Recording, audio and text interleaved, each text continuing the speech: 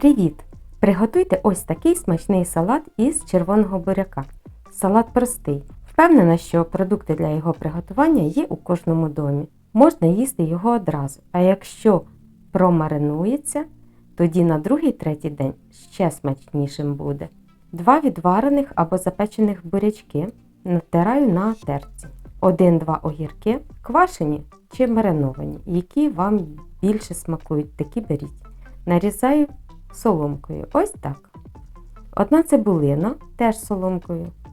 Одразу її приминаю рукою. У мене сьогодні синя.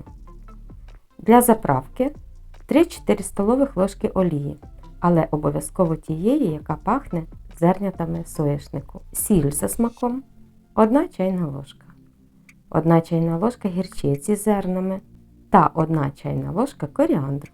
Він ідеально підходить до червоного буряку. Спробуйте. Сюди ж 1 чайна ложка з верхом меду або цукру. Та обов'язково часник за смаком. 1-2 зубчики. Ну і куди ж? Без чорного свіжомеленого перцю. Зовсім трохи. Сік лимону або оцет не додаю, адже тут є квашені огірки.